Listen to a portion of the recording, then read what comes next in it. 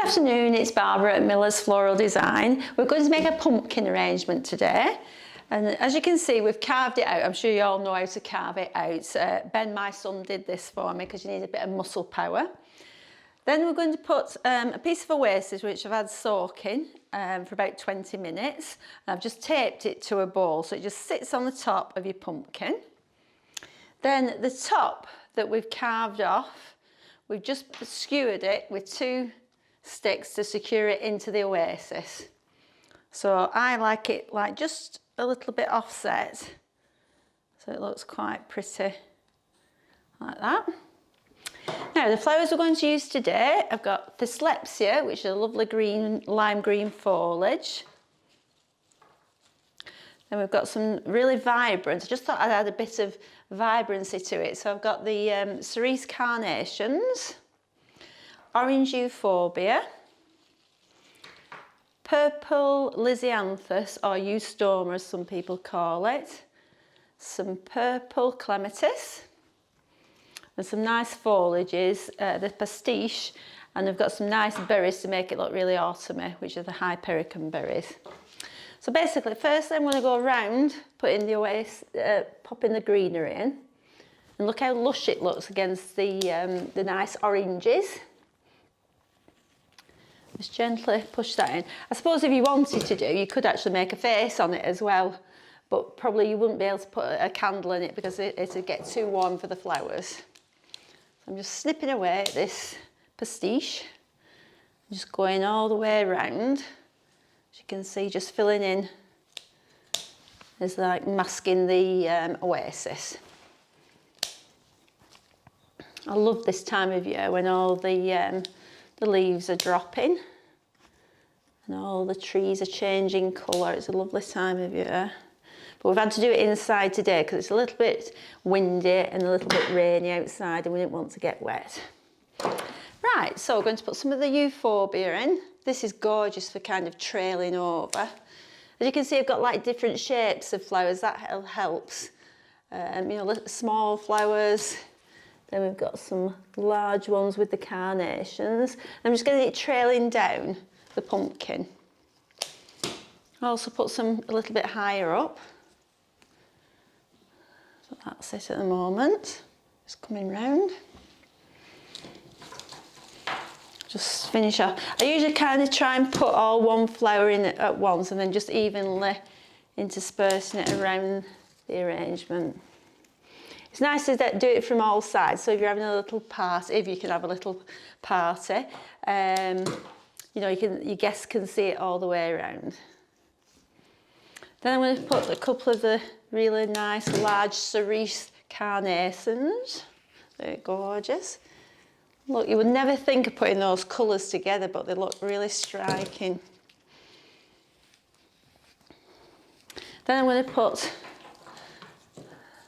some of the Thistlepsia. This is quite a newish type of greenery. And this is nice to give a little spike into the arrangement.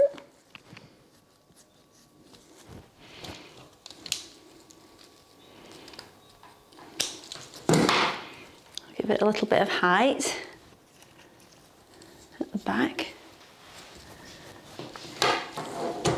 I'm not the cleanest of workers. I usually throw everything on the floor, but since I'm working in the kitchen, I'm trying not to throw it on the floor on this occasion, not working in the workshop.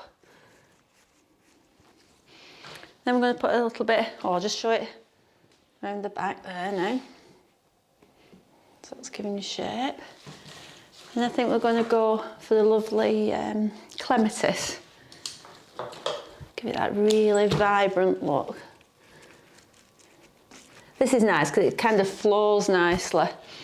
You know, you want some nice flowy flowers in it. Because if you picked out all ones of the same shape, it just wouldn't look nice. So you've got different shapes of flowers, you know, the rounded ones, the pointed ones, and the lovely trailing ones. When you're pushing the flowers into the oasis as well, you must push them in a good inch, inch and a half, so they can take all the water up. If they're right on the edge of the oasis, they tend not to take the water up, and the ends actually seal over and they can't take the water, so your flowers won't last as long. Now I'm just going to put some of this lovely Hypericum berry. This is gorgeous. Just give it that really nice feel. And also I use the foliage off the Hypericum as well, because I think it, you know, I don't waste anything. Try and use everything up. I'll show you around the back now. So it's still looking quite nice around the back for, you know, if you've got guests. Or you could just put it all front facing if you wanted and put it against a wall. So now I'm just masking the oasis so you can't see the green oasis. Now I'm going to put some of the purple Yew Stormer. I think this is striking against the orange. I've got a little gap there, so I'm just going to fill it in. This the one doesn't want to go in.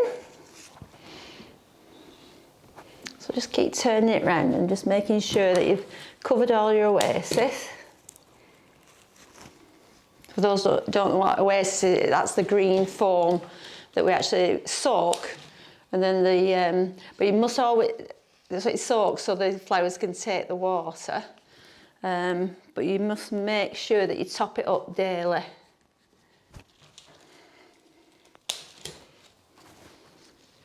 There we go. So that's the finished article, and that's how it started off. So you could arrange them like that and then get some smaller ones, you know, and do a nice little display of the flowers. And over here, there's a lovely pink one that I did.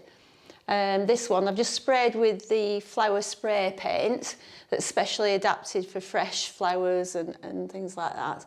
And I've just done, this is like a pink, and then just sprayed it over with a little rose gold. And I think it's a bit of a nice alternative to the traditional orangey colours. So happy pumpkin making.